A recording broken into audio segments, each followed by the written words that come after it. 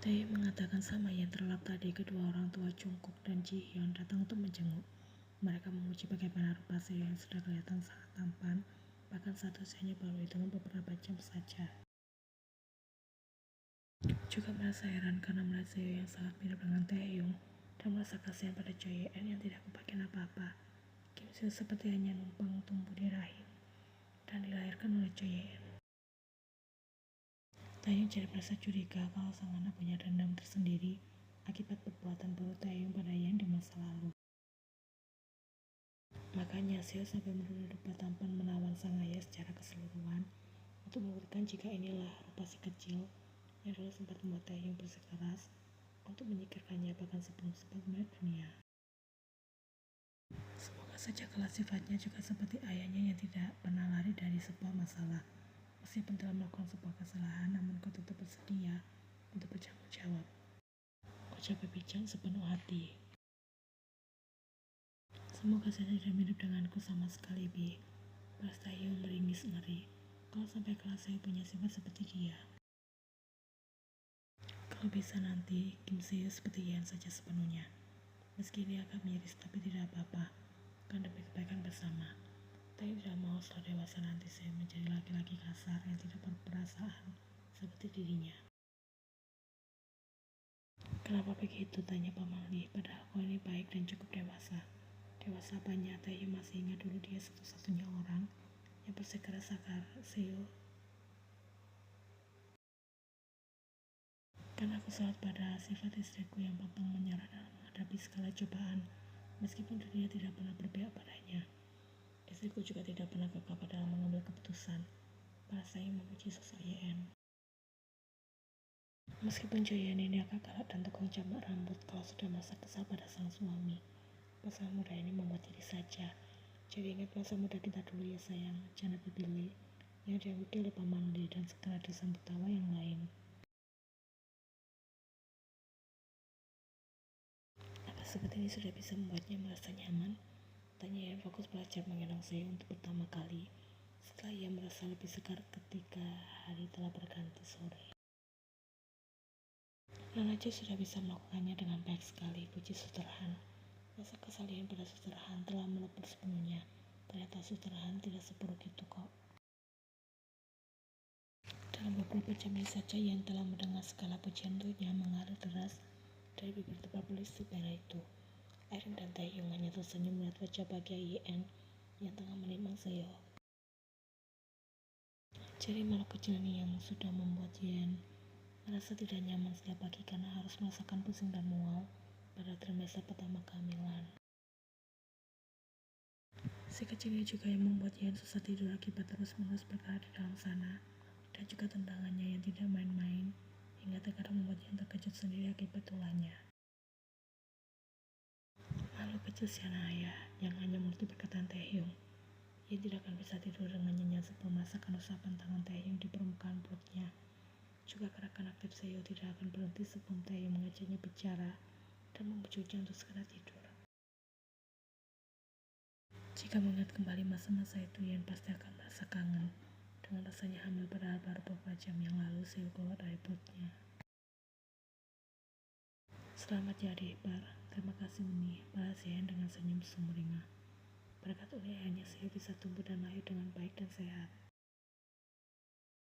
Tidak adik ipar, tentu saja aku satu-satunya orang yang sudah membuat Seo lahir menjadi bayi yang sangat menawan. Ucap Erin sepenuh hati. Erin Nona benar sayang. Ini semua berkat kau, tambah Taehyung yang dianggap setuju oleh Erin. Kau juga sayang, terima kasih karena sudah menjaga aku dan Seo dengan sangat baik selama ini. Ucapnya pada sang suami. Tidak tahan lagi Taehyung segera datang bergabung satu ranjang dengan istri dan bayinya, melayangkan sebuah ringan. Ia entah apa belum meskipun Erin dan Susterhan masih berada di sana. Tanganmu jadi lecet semua begini, maaf ya sayang. Ia tidak ingat seberapa brutalnya dia tadi saat proses persalinan, tapi sebenarnya itu cukup ganas melihat dari bekasnya di tangan Taehyung. Tidak apa-apa sayang, ini tidak ada apa-apanya dibandingkan perjuanganmu untuk melahirkan Seo ke dunia ini, balas Taehyung. Astaga, pasal muda ini, gumam Sutherhan dengan nada menggoda. Senangnya Sus melihat mereka berdua bahagia begini, ucap Airin. Tentu saja, apalagi sekarang sudah ada anak, aku ragu selalu ya kalian berdua. Baik Taehyung maupun Yeon masing-masing mengamini dalam hati. Padahal hubungan mereka selalu terjaga untuk selamanya. Sayang, coba bapak nunggu sebentar, aku mau pergi ke toilet, pinta Yeon. Dikembalikan ke box bayi saja ya sayang, lagi pula Seo juga sudah tidur. Kalau aku gendong nanti takutnya dia malah bangun lagi dan menangis karena merasa terusik. Yeon mengaku setuju dan mengembalikan Seo ke dalam box bayi dengan bantuan Sutherhan. Butuh bantuan untuk pergi ke toilet tidak? Taehyung menawarkan. Tidak perlu, sepertinya aku bisa sendiri, pasien. Lihat benar apa yang kami katakan. Proses pemulihan untuk berjalan normal itu jauh lebih cepat. Coba tadi pagi kalian tetap ngotot dengan operasi sesar. Pasti sampai esok hari Nona Choi masih belum bisa bangkit dari tempat tidur, ucap Sutherhan. Taehyung hanya tertawa ringan menanggapi ucapan Sutherhan. Tak lama kemudian Sutherhan pamit keluar dari kamar rawat. Begitu juga dengan Airin yang ingin membeli kopi di kafe sembari menghirup udara segar. Saat Jen baru keluar dari toilet, dia bisa menemukan dua orang sahabatnya sudah ada di sana. Sudah datang, sambutnya Bella Jungkook dan Jaehyun. Ayah, ibu, dan kakak perempuan Choi Ye-en datang menjenguk ke rumah sakit setelah Airin memberikan kabar mengenai kelahiran Kim Seo. Bagaimanapun juga, suka ataupun tidak, mereka tetap keluarga Ye-en yang juga berhak tahu atas kabar bahagia ini. Yang melucu sekali cucu ibu, nak, ucap ibu yang sembari menimang Seo di dekat ranjang. Ia membahas dengan senyum tipis. Masih teringat dulu ibunya pernah mengatakan jika calon bayinya hanya akan menjadi seorang pengemis yang tidak berguna. Mengapa sampai sekarang masih saja terasa sakit saja mengingat hal itu. Apalagi bertepatan dengan hal itu juga yang diusir dari rumah dengan tidak berperasaan. Mirip sekali dengan suamimu Yena. Seo tidak bisa menahan tangannya untuk menyentuh pipi gemuk sang keponakan. Iya Uni, sepertinya hampir 98% Kim Seo menghuni wajah ayahnya, balas Yeon. Selamat, kalian sekarang sudah punya bayi yang sangat lucu. Semoga karena Taehyung bisa menjadi orang tua yang baik, ucap ayah Yeon. Terima kasih atas kunjungannya, ayah, ibu, dan juga Suyen Uni, tanggap Yeon. Terima kasih juga karena Erin Uni sudah memperbolehkan kami menjenguk Yeon dan Seo di sini, ucap Suyen sepenuh hati pada Airin. Airin tahu sebenarnya Suyen gadis yang baik. Hanya saja dia tidak berani melawan ayah dan ibunya saat melihat sang adik diperlakukan secara tidak adil. Aku tidak pernah melarang kalian untuk datang sekalipun itu di kediaman kami, asalkan dengan maksud dan tujuan yang baik, seperti menyebut Joyeon ataupun Seo, balas Airin. Ya, kami mengerti, balas Suyeon. Dia juga merasa sangat malu mengingat kejadian saat itu. Ketika ayah dan ibunya datang ke kediaman Kim dengan tujuan meminta bantuan uang, dua parubaya itu berusaha memeras keluarga Kim. Mereka selalu menempatkannya pada posisi sulit dan akan kembali mendekati ketika Yeon sudah bisa hidup sendiri dengan nyaman. Saat ketahuan hamil kemarin, itu sudah kedua kalinya Joyeon diusir dari rumah. Bagaimana dengan pendidikan yang tengah Uni jalani saat ini? Apa semuanya lancar? Tanya Yeon. Ya, semuanya lancar. Aku akan segera lulus sebentar lagi dan mencari pekerjaan, balas Suyeon. Syukurlah kalau begitu, balas Yeon. Aku dengar dari suamimu, kau akan mengikuti ujian masuk universitas tahun ini ya.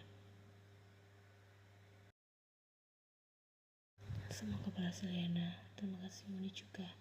Semoga bisa segera mendapatkan semua hal baik yang selama ini sudah Uni impikan. Suyeon membalas dengan anggukan dan tersenyum. Setidaknya sekarang Suyeon tidak perlu merasa khawatir lagi pada keadaan adik kandungnya itu, karena ia telah berada di tengah keluarga yang tepat dan dikelilingi oleh orang-orang baik seperti Airin dan Taehyung. Merayakan Baekhyun hari ini dengan sehat dan bahagia berkat ayah dan ibu, juga paman Jungkook dan bibi Jiyeon. Jungkook tersenyum menatap layar ponselnya di mana terdapat foto mengemaskan Seo yang Yeon kirimkan tadi sore. Sudah berusia 100 hari ya. Waktu cepat sekali berlalu, perasaan baru saja kemarin Jungkook dan Jihyun datang ke rumah sakit untuk menyambut kelahiran baby Seo. Karena kegiatan hari ini yang cukup padat, Jungkook baru bisa membalas pesan yang dikirimkan ketika malam hari telah menjelang.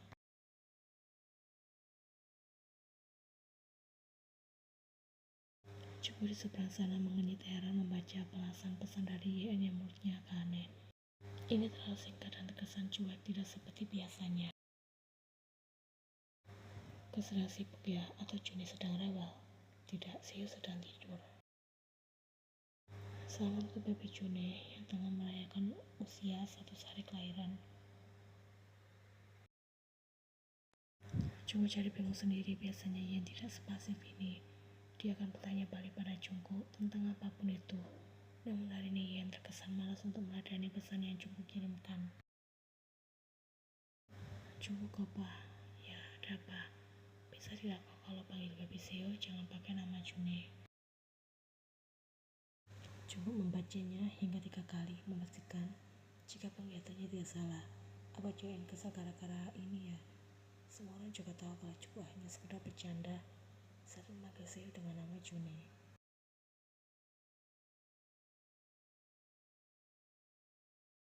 Aku sudah menahannya sejak lama untuk tidak menegurmu mengenai hal ini, tapi semakin hari kau semakin keterlaluan.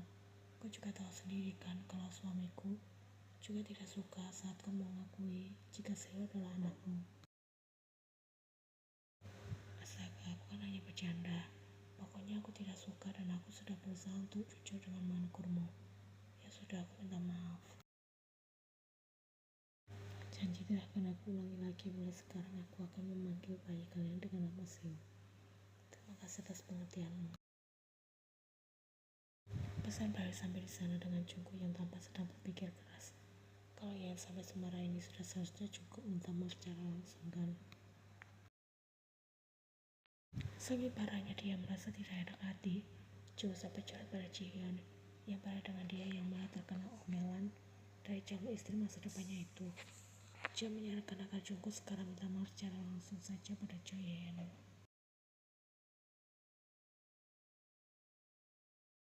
Taeyong tengah menatap layar ponsel Yen dengan pandangan puas.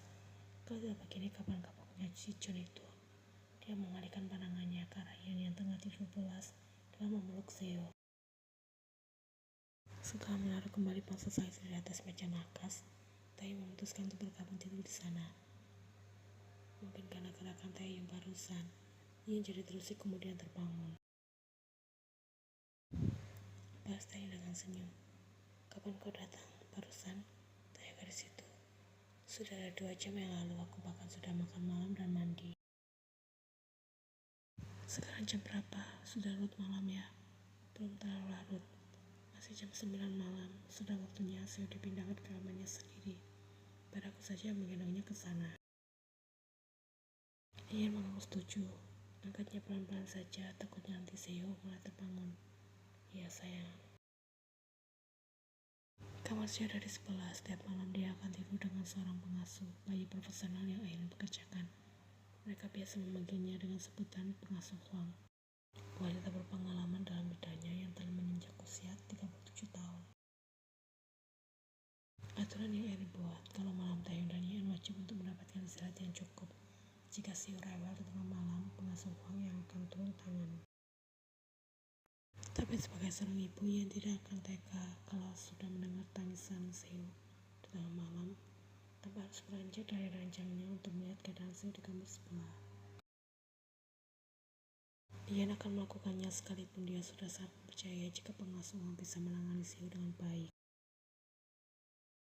Biasanya Yen hanya akan melihat, namun jika itu berlangsung cukup lama, kasih itu akan ikut turun tangan dan tak lama kemudian, Taeyong pasti ikut menyusul masuk kamar Seo. Nanti kalau Seo sudah tumbuh besar, ada kemungkinan dia akan meneruskan cita-citaku yang tertunda sebagai seorang model profesional. Yang tak sempat membayangkan rupa tampan menawan sang anak ketika sudah tumbuh dewasa. Bakat itu sudah kelihatan sejak dini. Pose Seo saat difoto benar-benar baik sekali.